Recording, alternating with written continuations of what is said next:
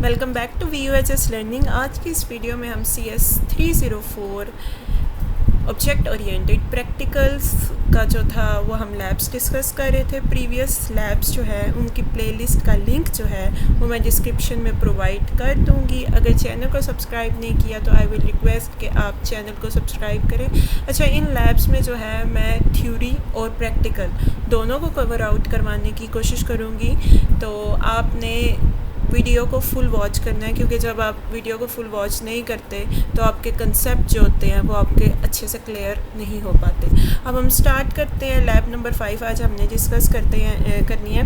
Okay, पहले मैं इसकी ना आपको स्टेटमेंट समझा देती हूँ, फिर उसके बाद जो है हम कंसेप्ट को क्लियर करेंगे। आपने C++ का एक प्रोग्राम राइट करना है, ठीक है। क्लास का नाम जो है हमने देना है सर्कल के नेम से, हमारी क्लास का नाम होगा, और उसका ना हमारे पास एक डेटा मेंबर होगा रेडियस के नाम से, ठीक है। और हमने सेटर और गेटर फंक्शंस को यूज़ करना है वैल्यूज़ को सेट करने के लिए और गेट करने के लिए, ठीक है। डेटा मेंबर्स आपके जस्ट लाइक वेरिएबल्स ही होते हैं, ठीक है।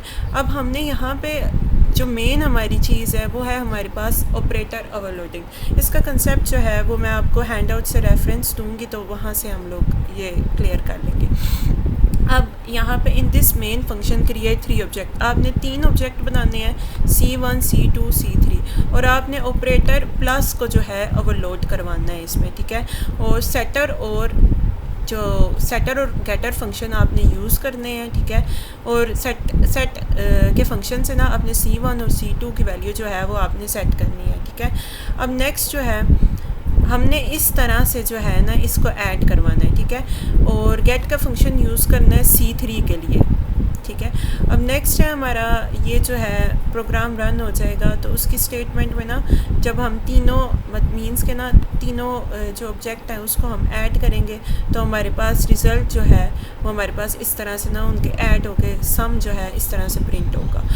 अब इसके लिए आपने लेक्चर नंबर 16 पे आना है, CS 304 जो आपके हैंड आउट है वहाँ पे आपको ये कंसेप्ट दिया गया है ऑपरेटर ओवरलोडिंग का। अब यहाँ पे ये एग्जांपल दी गई है जिसमें आपको ऑब्जेक्ट्स वगैरह दिए गए हैं, ठीक है। उसको आपने ऐड किया है,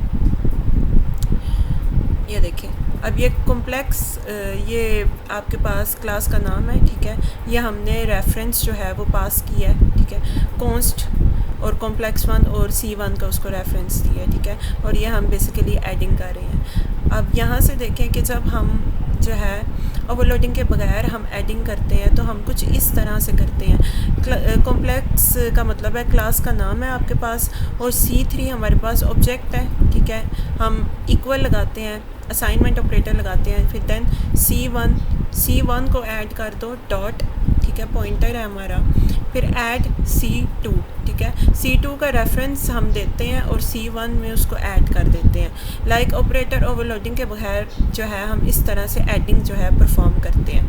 लाइक हमारा मकसद है कि हम जस्ट लाइक इस तरह जैसे हम ऐड नहीं करते C = A + B, हमने इस तरह से ऐड करना है, क्योंकि जस्ट लाइक हम इस तरह से जब ऐड करते हैं ना complex C3 = C1 dot add C2, ये काफ़ी ज़्यादा कॉम्प्लेक्स हो जाता है। इस कॉम्प्लेक्सिटी से बचने के लिए जो है ना हम ऑपरेटर को ओवरलोड करते हैं, ताकि हम सिंपल वे में ना इस तरह A + B या कोई भी हम वेरिएबल जब डिक्लेयर करते हैं इस तरह से सिंपल वे से हम एडिंग कर सकें।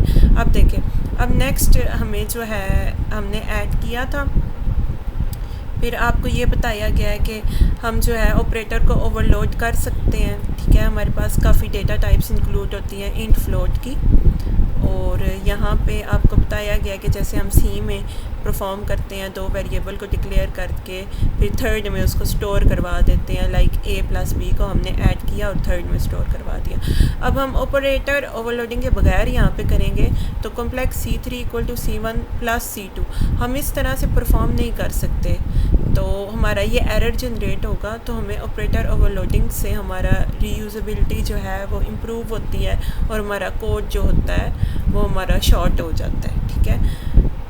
अब मैं आपको बताती हूँ। अब ये देखें, ये है इसका मेन जो है हमारे पास सिंटैक्स होता है ओवरलोडिंग के बगैर जो हम करते हैं। C1 dot add C2, C1 को C2 में ऐड कर दिया, फिर C2 का जो रिज़ल्ट होगा वो C3 में ऐड होगा, C3 का जो रिज़ल्ट होगा वो C 4 में ऐड होगा, ठीक है।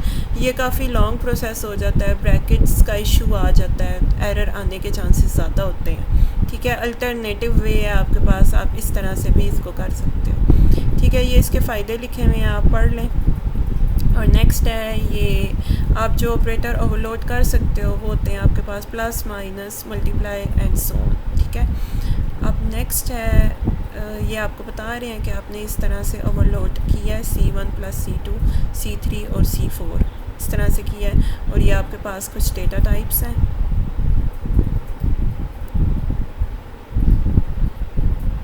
और ये कुछ ऑपरेटर्स हैं जिनको आप ओवरलोड कर सकते हो, MCQs रिलेटेड आपसे पूछा जाता है, ठीक है। और ये वो वाले ऑपरेटर्स हैं जिनको आप ओवरलोड नहीं कर सकते। यहाँ से आपने इतनी ही चीज़ें देखनी है। और प्रेसिडेंस जो होती है वो आपकी जो है वो okay, the precedence of an operator is order of evolution which operator will evolute it first in expression, ठीक है। यहाँ पे प्रेसिडेंस भी इंक्लूड होती है और यहाँ से आपने इतना ही करना था। अब हम आते हैं लैब पे, ठीक है। सबसे पहले हैशटैग इंक्लूड आईओस्ट्रीम, ये आपकी हेडर फाइल है। फिर उसके बाद हमने क्लास बनाई है एक, ठीक है। क्लास का कीवर्ड हमने लगाया। फिर उसके बाद सर्कल हमारी क्लास थी, ठीक है। ये हमने क्लास को बेसिकली बना लिया। फिर हमारे पास प्राइवेट डेटा मेंबर है हमारे पास, वो है हमारे पास डबल रेडियस, हमने डबल यूज़ किया। डबल डेटा टाइप का तो आपको पता है कि लाइक जिसमें पॉइंट्स और फ्लोटिंग वैल्यूज़ जो है वो इंक्लूड होती हैं, उसके लिए हम डबल यूज़ करते हैं, डबल रेडियस। अब हमने ये जो है वेरिएबल को डिक्लेयर कर लिया जो कि हमारा डेटा मेंबर था। फिर उसके बाद हमने एक क्लास बनाई पब्लिक के नेम से, ठीक है। और वॉइड हम वो यूज़ करते हैं जिसकी रिटर्न टाइप नहीं होती। और सेट रेडियस, सेटर फंक्शन हमने यूज़ किया रेडियस को सेट करने के लिए। और इसमें जो है हमने जो रेफरेंस दिया है डबल आर, ठीक है। डबल आर मींस कि हमारा जो डेटा मेंबर था ना यहाँ पे, उसी का ही हमने जो है रेफरेंस यहाँ पे दिया, ठीक है।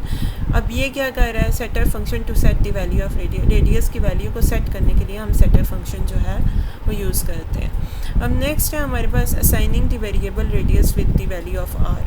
हमने वेरिएबल जो है आर जो है इंशलाइज कर दिया रेडियस को।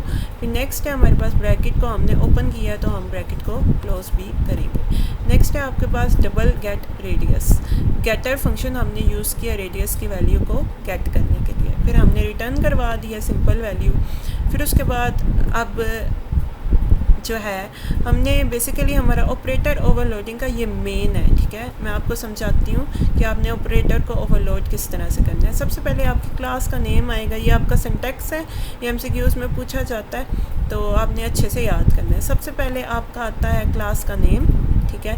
ऑपरेटर जो है वो आपका है कीवर्ड, ठीक है। फिर उसके बाद हम वो ऑपरेटर लगाते हैं, लाइक अगर हम यहाँ पे मल्टीप्लाई कर रहे हैं तो हम यहाँ पे मल्टीप्लाई लगाएंगे, ठीक है। फिर हमारा कॉन्स्ट का कीवर्ड के मतलब जो कि कांस्टेंट के लिए यूज़ होता है। फिर हमारा है सर्कल, क्लास का नाम। फिर हमने रेफरेंस उसको पास किया है C का, ठीक है। ये आपका बेसिकली जो है वो सिंटैक्स है, ये आपने याद कर लेना है। और हैंड आउट में भी गिवन है, वहाँ से भी आप लोग आइडिया ले सकते हैं। फिर सर्कल के नेम से, ठीक है, CIR उसका हमने ऑब्जेक्ट क्रिएट किया है, CIR.radius।